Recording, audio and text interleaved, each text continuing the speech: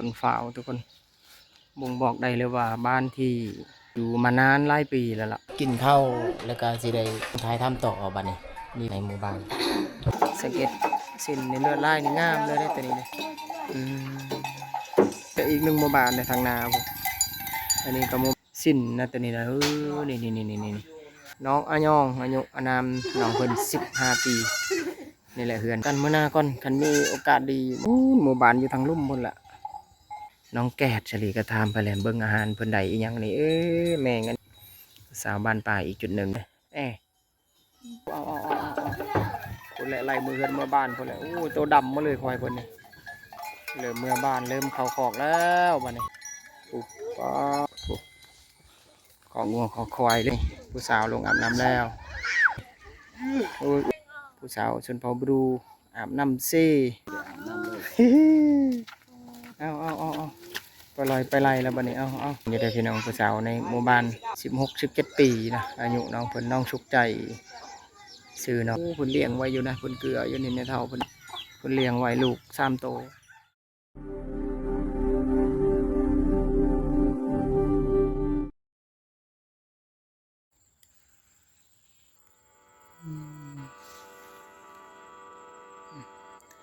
เขาให้เขาสวนของชาวบ้านในจุดนี้เลยระหว่างทางนี่สุกแล้วอันนี้สุกหมดแล้วนะในเส้นทางการเดินทางสลียางไปในเฉพาะนี่แหละเขาชาวบ้านนี่คือข้าวให้ข้าวที่เพิ่นเอาใส่เล้าข้าวต่างๆในคลิปที่สลีเคยเอ่ยถึงนะแบบนี้แหละเขาเอิ้นว่าข้าวเปลือกนี่แล้วเพิ่นก็เอาไปใส่ในเที่ยงในอันนั้นต่างๆกลายเป็นข้าวที่สามารถกินได้ก็ต้องผ่านการซีการอันนั้นต่างๆก่อนเอาบัดนี้รับชมอีก1 หมู่บ้าน1 คลิปทุกคน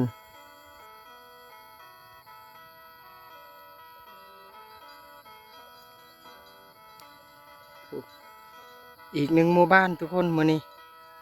สลีเปิดคลิปต้นคลิปนะจุดนี้นะทางหน้าคือหมู่บ้านเก่าแก่และดังเดิมหมู่บ้านชนเผ่าบรูอีกจุดหนึ่งก่อนอื่นเลยก็ทักทายสบายดีพี่น้อง FC ทุกคนหมดทุกท่านที่เข้ามารับชมในคลิปนี้อีก1 คลิปบรรยากาศในหมู่บ้านแห่งนี้ทางหน้าเดี๋ยวจะเข้าไปในหมู่บ้านแห่งนี้ชมเรื่องราววิถีชีวิตในหมู่บ้านแห่งนี้ในยามแล้งนะยามแล้งก็คือช่วงค่ำๆเดี๋ยวจะเก็บภาพเล็กน้อยให้ทักขั้นตอนแต่ละจุดแต่ละบอนอีก1 คลิปทุกคนบัดนี้ไป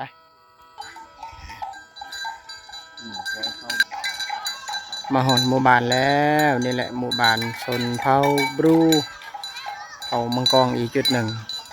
สลีเดินทางเขามาจุดนี้นี่ย่างเอาได้ทุกคนย่างเอาเพื่อสิมาหอดเกือบ2 กิโลนะเส้นทางจากหมู่บ้านที่สลีจอดมอเตอร์ไซค์หรือรถจักรไว้โอ้ยมาหอดนี่ก็เห็นเรือรถนี่นะเรือโยมอลูมิเนียมหลายลำเขตนี้ในคลิปหลังก็มีอยู่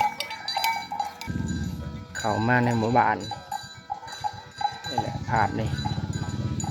สวยงามในยามแรงๆวิถีชีวิตพี่น้องบัดนี้อีก1 คลิปบ้านนี้บ้านที่สลีเคยมาเปิดตู้และเครื่องเสียงเกี่ยวกับงานแต่งงานกินดองนะเมื่อรายเดือนล่างที่ผ่านมานี่แหละบ้านนี่แหละที่สลีเคยเปิดโดยเฉพาะเฮือนทางหน้านี่ก็เคยเปิดในช่วงปีกายในเฮือนหลังนี้นี่ช่วง2 ปีก่อนนะเฮือนหลังนี้เด้สลีบ่ได้ถ่ายคลิปนะบางบ้านบางเฮือนสลีก็ถ่ายและบางหมู่บ้านบ่ได้ถ่ายนี่เด้โอ้เฮือนเก่าแก่ดังเดิมเลยทั้งนั้นต้นพร้าวหลายต้นนะจุดนี้กองอีกฝั่งนี้สลีย่างมาย้ำอีกครั้งหนึ่งเพื่อสิมาหอดหมู่บ้านนี่ย่างหรือเดินเท้าเอามาหอดนี่ก็ใช้เวลาไปหลายนาทีเติบอะไรเกือบชั่วโมงโอ้หมู่บ้านในลาวยังลงเรือให้เห็นบางจุดบางบอนบางเฮือนนี่เป็นผ้าไหมเฮียผ้ากระเตะเป็นมุงโดยธรรมชาตินะอย่างเช่นเฮือนหลังนี้นี่หลังทางหน้านี่ดิคุณมุงโดยผ้าไหมแบบนี้เลยสวยงามเลยบ้านี้ธรรมชาติงามแรงๆข้างนั่นที่เราไปยอด2 เมตรก้อนมอนเลยมุมนี้ของหมู่บ้านทุกคนมุมนี้ก็สวยงามเลยเด้เฮือนนี่ก็ผสมผสานหลังใหญ่หลังน้อยแล้วแต่ครอบครัวเนาะ แต่ว่าเรื่องราวที่อยากให้ท่านผู้ชมได้เห็นนี่คือหมู่บ้านเก่าแก่ดังเดิมที่มีเอกลักษณ์ของหมู่บ้านเลยก็คือเครื่องปลูกต่างๆบ่ว่าจะเป็นจุดอื่นๆที่เกิดขึ้นในหมู่บ้านอย่างเช่นต้นไม้ต้นหยังก็มันบ่งบอกได้ว่าต้นใหญ่ต้นอันนั้นต่างๆใหญ่ต้นไม้ที่มีความใหญ่ก็บ่งบอกได้ว่ามันสะท้อนภาพให้เห็นให้มีข้อคิดว่าบ้านเก่าแก่ดังเดิมนะนี่ ภาพเรานี่เพิ่นหาบน้ำเมื่อบ้านได้อันนี้ก็น่าจะเป็นน้ำกินน้ำใส้อันนี้นะทุกคนมื้อนี้ก็เดินทางมากับหมู่นะคนนี้นั่นเองทางหน้าในยางในซ่อนเคยออกในคลิปชาลีลายเถื่ออยู่เพิ่นก็ถ่ายซ่องเพิ่นนั่นแหละนี่มุมนี้ก็สวยงามเลยนี่ป๋อต้นฝาวทุกคนบ่งบอกได้เลยว่าบ้านที่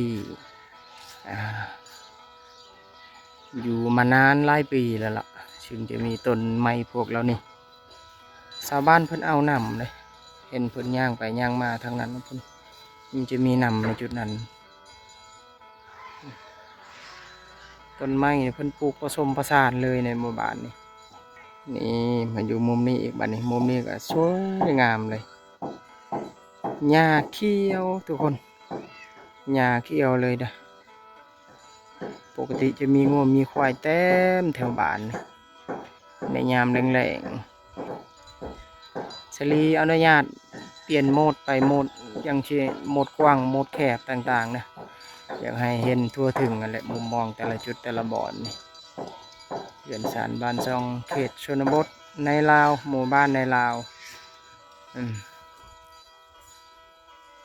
ตัดภาพมาจุดนี้นี่เฮือนหลังนี้มีกี่เลยกี้เนี่ยเป็นภาษาของลาวลุ่มก็เอิ้นว่ากี้แต่บางจุดบางบ่อนมันก็บ่ฮู้ว่าเขาเอิ้นอีหยังน่าจะเอิ้นอีกแบบนึงบางเมืองบางแขวงในลาวแต่ว่าฝั่งไทยก็บ่แน่ใจคือกันว่าเขาเอิ้นว่าอีหยัง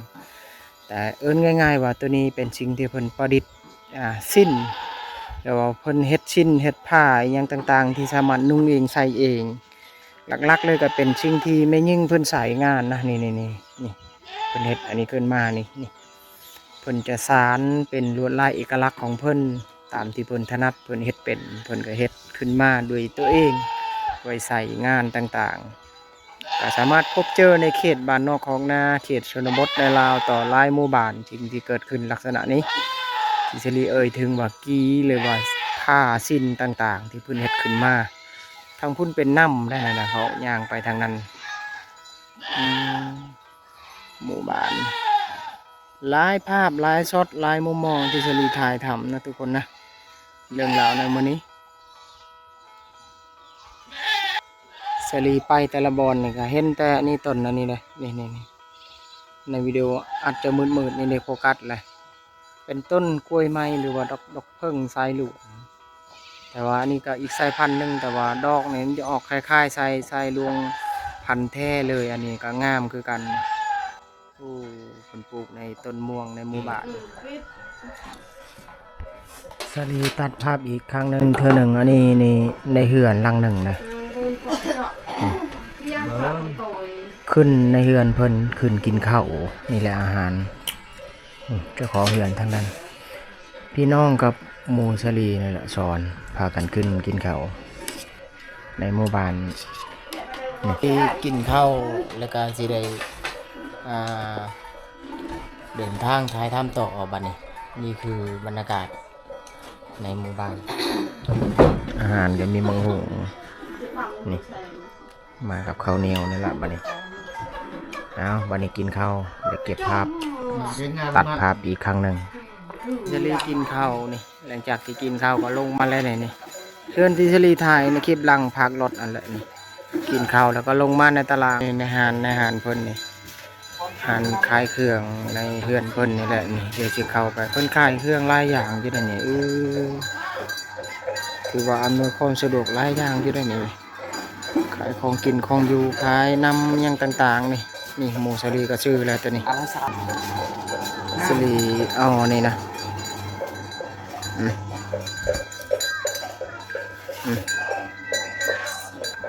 จ่ายเงินแล้วป่ะเนี่ยเอาหมู่บ้านนะ ชื่อหลานระกินอะไรแล้วซื้อแล้วบัดนี้นี่แหละควายตัวนี้ควายอุ้ยหลายโตเลยควายคนเลี้ยงในหมู่บ้านนั่นแหละเสียงกระดิ่งกระดองกระดงกวงกิ่งอยู่ในหมู่บ้านนี่กินหญ้าหลังจากที่ออกจากกินข้าวซื้อเครื่องในห้านนำดื่มนำกินต่างๆแล้วมาอวยกองอีกจุดหนึ่งในหมู่บ้านฝั่งนี้บ้านนี้มุมนี้ป้าสวยงามเลยควายเพิ่นเลี้ยงด้วยธรรมชาติกินหญ้าในย่ำแรงในจุดนี้ในหมู่บ้านนี่ตัวนี้เป็นเล้าเข้านี่สวยงามธรรมชาติเลยนี่มุมนี้สวยงามเลยพี่น้องมาอยู่จุดนี้อีกบัดนี้เพิ่นเฮ็ดหน่อไม้เพิ่นเฮ็ดหน่อไม้ขั้นตอนจุดนี้มาอวยฟังนี้สิ้นด้านนี้นะสิ้นในเพิ่นเฮ็ดอันนี้นะนี่สังเกตสิ้นในเลือดลายนี่งามเลยได้ตัวนี้เลยเฮ็ดขึ้นมาจุดนี้นี่แหละองค์ประกอบเนี่ยผ่านหลายๆอย่างเพื่อที่อันนั้นก็ประกอบส่วนในจุดนั้นเอาจุดนี้แหละงามฟังนั้นกับเพิ่นเฮ็ดหน่อไม้นั่นแหละนะ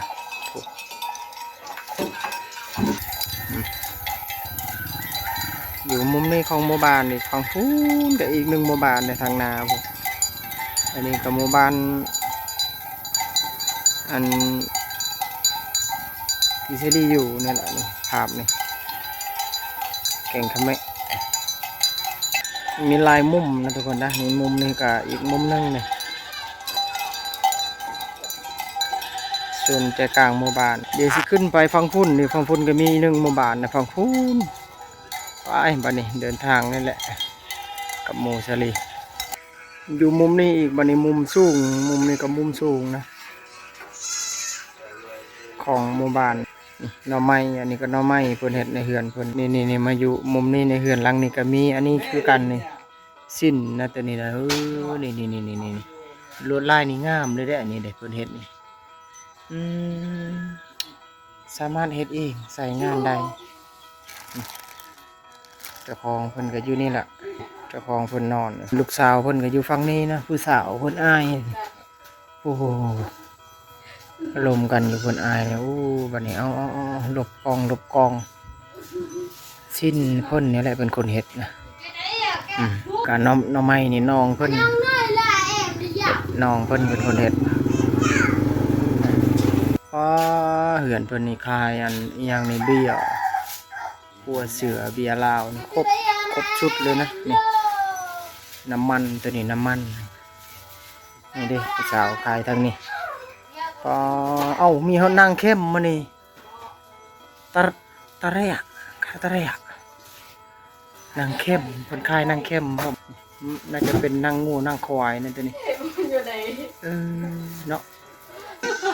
คายหลายอย่างเลยเนี่ยฮะเนี่ยนั่งเข้มคลองกินคลองอยู่นี่เพิ่นนั่นหน่อไม้เนี่ยเพิ่นปาดหน่อไม้โมเสลีกับปาดซอยน้อยนึงหน่อไม้เนี่ยต้องเฮ็ดลักษณะนี้เพื่อสิต่างแห้งนะทุกคนนะนี่ขั้นตอนหลายอย่างอยู่จนทางหลังกับผู้สาวพุ่นและผู้สาวนะนั่งอยู่โอ้มีดุดองงามอยู่ได้บัดนี้เอาพี่น้อง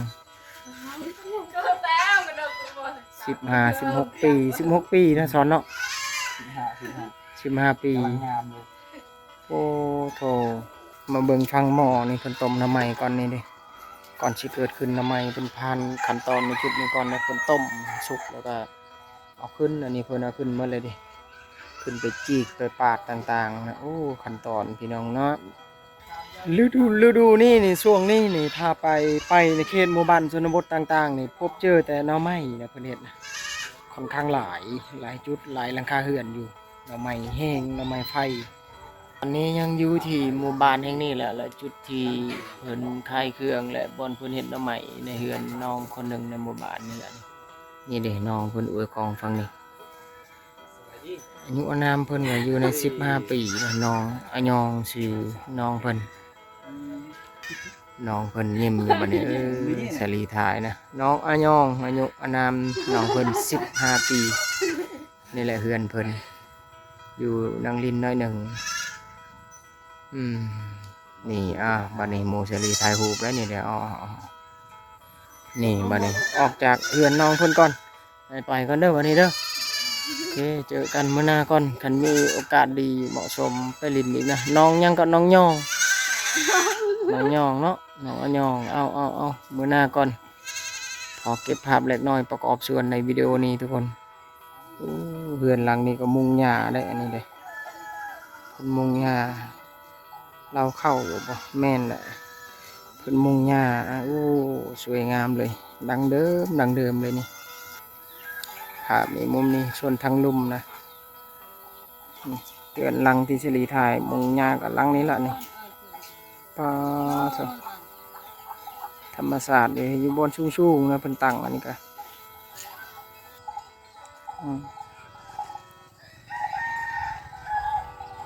หมู่บ้านอยู่ทางลุ่มพุ่นล่ะบ้านกว้างบ้านใหญ่เลยบ้านนี้เลยสวยงามธรรมชาติเลยทุกคนนี่เขียวต้นไม้ต่างๆแนมไปทางได้ก็เห็นแต่สัตว์เลี้ยงและงัวเลยออกจากหมู่บ้านออกจากเฮือนน้องเพิ่นแล้วมาอวยในจุดนี้ก็นี่เห็นแต่งัวสัตว์เลี้ยงของชาวบ้านค่ำๆก็นี่เวลาเนี่ยเพิ่นก็จะเอาไปผูกเอาไปนั่นแถวขอกแถวอยู่นะแต่ว่านี่ยังอยู่ในขั้นตอนกินยาแถวหมู่บ้านนี่แหละวิธีชนบทเนาะวิธีลาวในหมู่บ้านลาวเขตบ้านนอกบ้านนาหลายต่อหลายอย่างหมู่บ้านนะกะประมาณนี้แหละเนาะเขตชนเผ่าบรูต่างๆหรือว่าเผ่ามังกรที่หมู่บ้านลาวในสถานที่ความเจริญก็อีกแบบหนึงถ้าว่าอยู่ในสถานที่บ้านนอกอีกแบบหนึงเวลาแต่ละจุดนี่ก็การดำเนินการวิธีดำรงชีวิตต่างๆก็ยังอีกซับซ้อนหลายๆอย่างที่เกิดขึ้นอาจจะเล่ารายละเอียดบ่หมดออกพี่น้องแต่ให้ขั้นตอนประมาณนี้พอได้เห็นขั้นตอนเรื่องราวที่เชลีถึงและถ่ายทำเท่าที่เชลีถ่ายได้ในมื้อนี้คลิปนี้ทุกคนนี่นำมาด่านเลยเพิ่นน่าจะใส่งานอยู่ในจุดนี้เลยบางบ่อนนี่มีน้ำมานี่ในหมู่บ้านแห่งนี้นี่เพิ่นอาบน้ำห้วยและน้ำเสพร้อมเลยเสก็อีกฝั่งหนึ่งของหมู่บ้านเอาบัดนี้สมจุดอื่นไปนำมาอวยกองฟังนี่อันนี้นี่เราเข้าเลยทางลุมในเพิ่นกับข้างหมูข้างไก่แบต่างๆกับพร้อมสัตว์เลี้ยงพร้อมทางเทิงก็เอาเข้ามาใส่ก็ใส่งานหลายๆอย่างวิธีของเพิ่นนี่ดิหมูหน่อยเพิ่นขังหมูหน่อยได้นี่เด้นี่หมูหน่อยหลายอย่างนะทุกคนนะ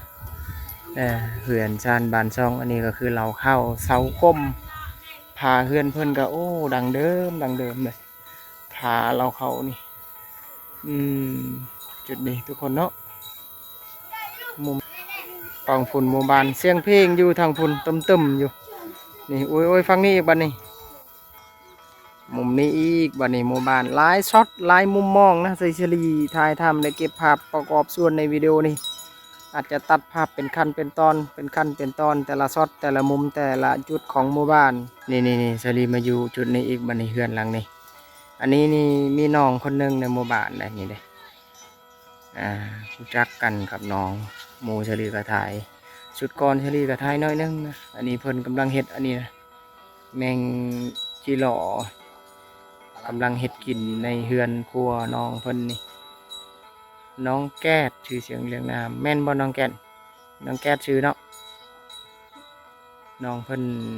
เฮ็ดเวียกอยู่นะทุกคนนะนี่น้องแก้ดเฉลีกระทามไปแหลมเบิ่งอาหารเพิ่นใดอีหยังนี่แมงอันนี้เด้แมงกิโลนี่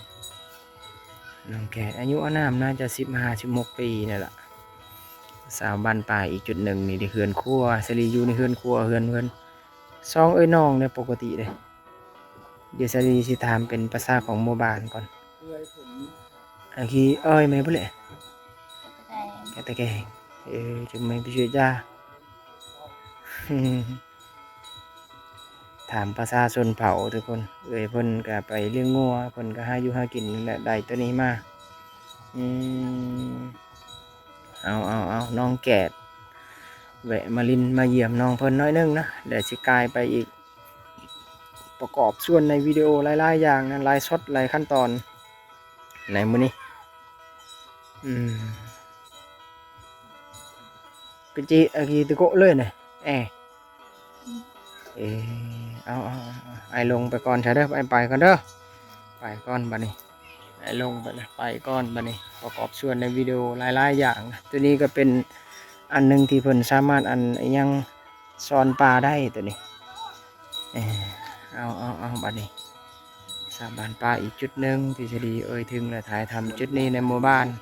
ไปบัดนี้ชมจุดอื่นไปนำพี่น้องคลิปนี้เรื่องราวในหมู่บ้านแห่งนี้ไก่และสัตว์เลี้ยงของชาวบ้านเนี่ยหลายเลยสลีมาอยู่จุดนี้บัดนี้หลังจากที่ออกจากเฮือนน้องเพิ่นนั้นกำลังสิครัวอาหารแมงจิรอมาอยู่จุดนี้อันนี้ควายหรือสัตว์เลี้ยงของชาวบ้านเลยบางโตเพิ่นกับผูกกันแบบนี้ล่ะในเดินสถานที่ป่าในจุดนี้นี่แหละการดำรงชีวิตวิธีการของชาวบ้านก็คือควายงัวถ้าเพิ่นเลี้ยงแล้วบางมือเพิ่นก็หอดเวลาพอดีเพิ่นกับผูกกันแบบนี้ได้ขอควายสถานที่จุดนี้และขณะที่บางโตก็ยังกินหญ้าไปตามหมู่บ้านอยู่เดินวิวในหมู่บ้านกับประมาณนั่นแหละนี่ทางนั้นก็เป็นเฮือนน้องที่ได้อาหารจิรอนั่นแหละนะโอ้ยควายนี่มาแต่นั่นเลยบางโตนี่เพิ่นก็ยังบ่ได้ผูกนั่นตัวนี้โอ้เอาคนแหละไล่มือเฮือนเมื่อบ้านคนแหละโอ้ตัวดำมาเลยควายคนนี่โอ้บรรยากาศสวยงามเลยทุกคนงัวควายชาวบ้านนี่บัดนี้อันนี้ก็อีกโตนึงงัวเพิ่นนี่ป้าเถอะหลายโตเลย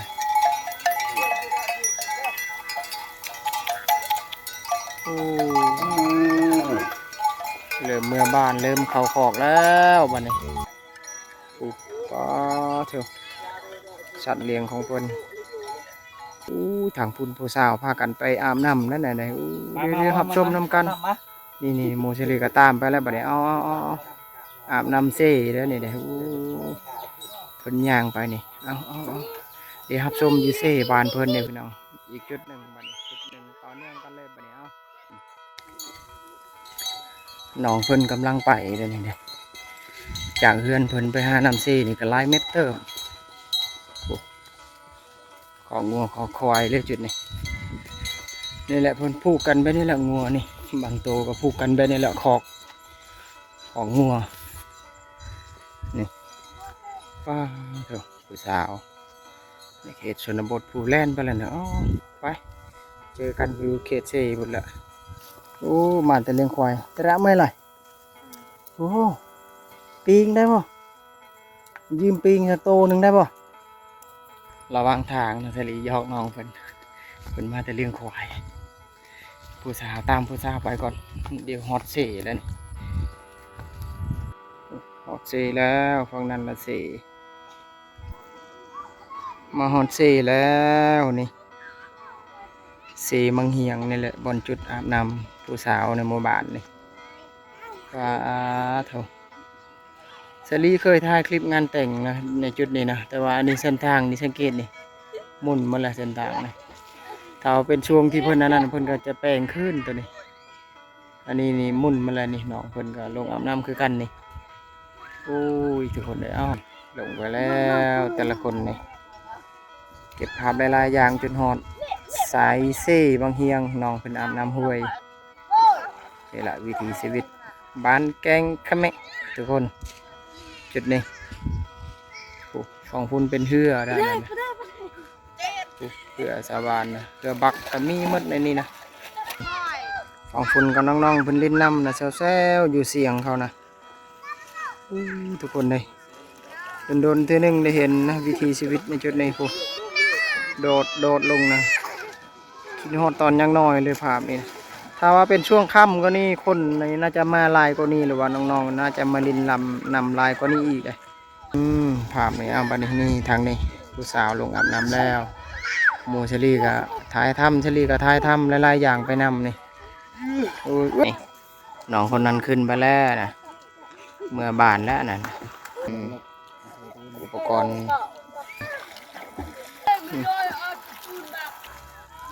ของคุณน้องๆเพิ่นยังลินน้ำอยู่นะโดดไปโดดมาอยู่เก็บภาพฟังนี้ฟังคุณน้องเพิ่นอาบน้ำอยู่นะพี่น้องสลีก็ถ่ายเท่าที่ถ่ายได้นั่นแหละนี่เพื่ออันนี้เพิ่นช่างจรไปมากกับด้วยเรือนี่แหละนี่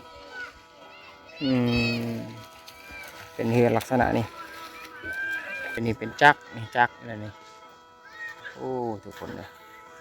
หมวกกันน็อกในใดเนาะบ่นี่ไปตกกันน็อกทางนี้เลยรถล่มหรือว่าในใดนี่ปะเลยบ่โอ้โถเอาคนน่าจะขึ้นนะนี่บูวิดว่าจากในทางมันเป็นอันนี้เด้ทางพุ่นเรือบักนะลำใหญ่เลยนะลำนะโอ้การช่างจรไปมาก็ต้องข้ามเรือข้ามมานี่นะนำเซบางเฮียงขึ้นแล้วนะขึ้นแล้วหลังจากที่น้องๆเพิ่นอาบน้ำแล้วพากันขึ้นได้บ่ได้นี่ผู้สาวหมดได้อันนี้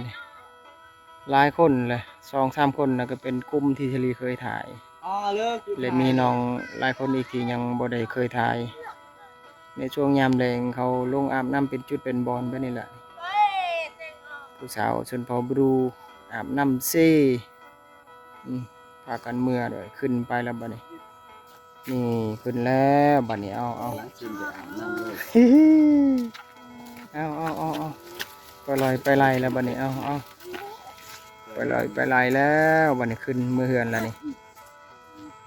โอ้ยถูกออดเฮือนแล้วบัดนี้นี่โอ้เมื่อแล้วนะเมื่อเฮือนแล้วสลีจะตามเพิ่นฮอดเฮือนแต่ว่าเพิ่นก็มีเวียกของเพิ่นนะบัดนี้สลีก็ถ่ายให้เห็นประมาณนั่นละนั่นคือเรื่องราววิถีชีวิตที่น้องๆในหมู่บ้านแห่งนี้เพิ่นลงอาบน้ำเซ่นะพี่น้องนะทีแรกสลีคิดว่าจะตามไปจนฮอดเฮือนแต่ว่ามันอาจจะเป็นการรบกวนวิถีชีวิตของน้องเพิ่นแต่ว่าถ่ายให้เห็นพอเป็นขั้นตอนประมาณนั้นนี่คือเรื่องราวสิ่งที่เกิดขึ้นในหมู่บ้านแห่งนี้ก็คือลงอาบน้ำต่างๆและเก็บภาพบางส่วนในหมู่บ้านสิ่งที่เกิดขึ้นต่างๆนะพี่น้องเนาะอายุอานามน้องเพิ่นก็อยู่ใน14 15 16 ปีนะสลีก็ก่อนคิดทายก็อบรมเป็นประชาชนเผ่าลมกันเลยก็พอได้รู้จักภาษาเสียงเรื่องน้ำน้องเพิ่นอยู่เนาะโอกาสหน้าถ้าว่าบางท่านอยากจะส้มเรื่องราววิถีชีวิตผู้สาวนี่ก็คอมเมนต์มาพี่น้องให้สลีไปถ่ายจุดใดถ้าชื่อซื้อหรือว่าชื่อหมู่บ้านก็คอมเมนต์บอกว่าจุดนั้นจุดนี้สลีสิเก็บภาพอีกเทื่อนึงบัดนี้ส้มจุดอื่นบัดนี้ตัดภาพอีกเทื่อนึงขึ้นมาแต่สายเซ่นำจุดที่น้องๆเพิ่นอาบน้ำแล้วมาอวยจุดนี้บัดนี้ไปเก็บภาพต่อเนื่องในหมู่บ้านนี่อวยกองฟังนี้ก่อนนี่อวยกองฟังนี้อันนี้นี่เพิ่นนั่นนะมักกระบกเพิ่นตากแห้งเพิ่นน่าจะเอาไว้กินไว้ใส่แน่นี่ก็สามารถกินได้อยู่ฟังลาวเอิ้นว่ามักกระบกนี่ล่ะในเฮือนเพิ่นหลังเจ้าของเพิ่นก็อยู่ฝั่งนี้นี่เด้ผู้สาวคนหนึงในหมู่บ้านเนี่ยอันนี้ก็โอ้งามอยู่เด้อพี่น้องผู้สาวในหมู่บ้านงามอยู่บ่นี่น้องเพิ่น16 17 ปีนะอายุน้องเพิ่นน้องชุกใจชื่อน้องเพิ่นนี่เอาเก็บภาพลายส่วนลายบอลไปนำนี่ดิในเรือนน้องเพิ่นอันนี้เป็นบอลอันเพิ่นเพิ่นว่าขอกไก่กับแม่นที่บอลเพิ่นคางไก่ต่างๆอันนั้นบอลไก่ไข่นะที่เพิ่นวางเพิ่นเฮ็ดในจุดนี้ก็สามารถพบเจอและใส่งานได้ลูกไก่น้อยต่างๆก็สามารถขังไก่ได้ทุกคนพบเจอได้ในหมู่บ้านชนบทเท่านั้นแหละอยู่มุมนี้ของหมู่บ้านบัดนี้งัวนี่ก็งัวสัตว์เลี้ยง ในยามแรงๆนี่เต็มเลยนี่ทุกคนเลยเพิ่นผูกปนกันกับควายเลย